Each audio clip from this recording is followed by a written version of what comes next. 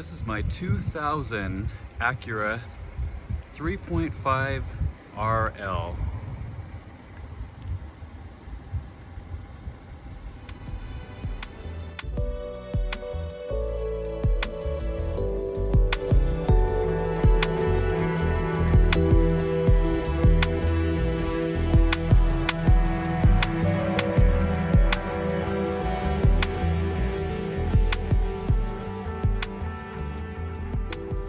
This car has just under 212,000 miles on it. You wouldn't think it because it's been so well cared for.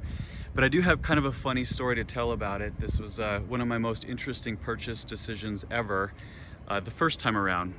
So I was helping my mom in 2005 find a replacement for her 1997 3.2 TL.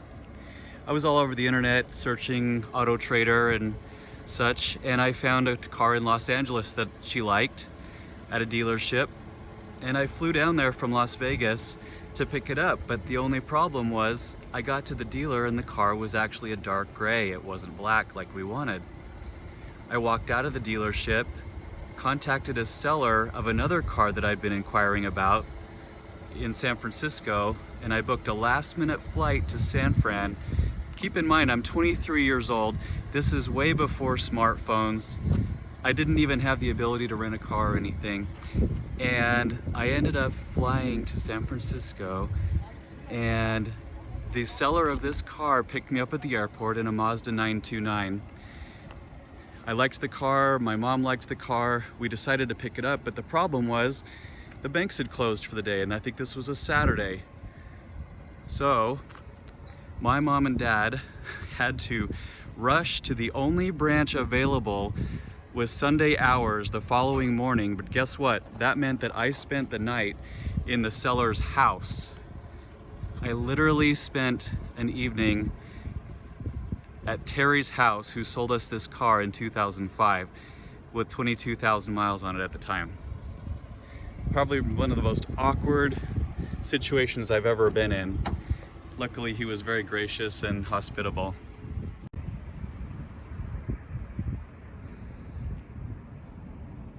So I drove the car home, and it was about a 10-hour drive. I loved it, and my mom ended up daily driving this car for a couple of years, and she sold it to my uncle Brett at around 50,000 miles. The car ended up getting passed through the family. Brett drove it as his daily commuter for a while.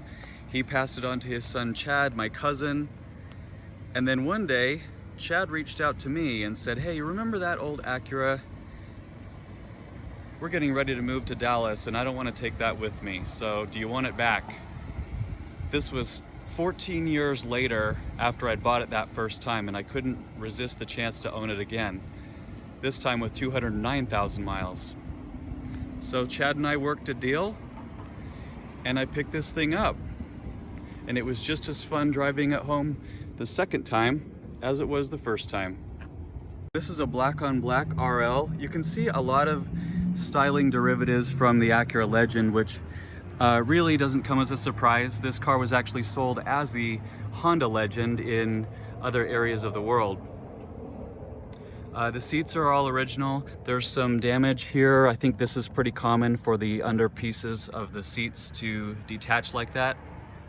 If you followed any of my recent channel videos, you've seen that I did do some work on this car with regard to the window tint. I did a headlight restoration. I did, what else did I do? Oh, paintless dent removal was one of them. I even ended up deciding to put the original license plate back on here. This car was originally from the Bay Area, California, at Acura of Concord. Under the hood, this RL has a 3.5 liter V6. This car was just complimented a couple weeks ago. I had it in for an oil change at the dealer, the Honda dealer near my house, and they said, "I can't believe how nice that car is for 200,000 miles." And I said, "Yeah, that's kind of how we take care of stuff in my family." I'll probably end up needing to do a timing belt in this thing sooner than later. But for right now, it's definitely the smoothest car I have in terms of highway cruising. Now out back, this has a cavernous trunk, as you would expect. There, of course, is the original or actual plate to the car. I don't know how I came up with that. It was kind of just playing around on the Arizona license plate site, seeing what was available. But it is my designated airport car, so that definitely makes sense because this car makes more runs to the airport than any other. Window sticker came out at $42,480, including destination, which is right in line with the outgoing Legend that it replaced. And of course, your records binder with typical collection of things, including I even printed the original press release from when this car came out. This car was called a flagship sedan and a pioneer of advanced automotive technology. There were a few other things that this car got that the Legend did not, including rear climate control vents. I do love that gated shifter. A friend of mine, thank you Karna, sent me the burlwood shift knob to replace the one that was on there prior that was just leather. I'm attempting to showcase some cool Phoenix architecture in this video while I'm at it. There's some really neat mid-century stuff you can see behind there. The one in the distance, the gold building, is the Phoenix Financial Center. Dates back to, I believe, the 1960s.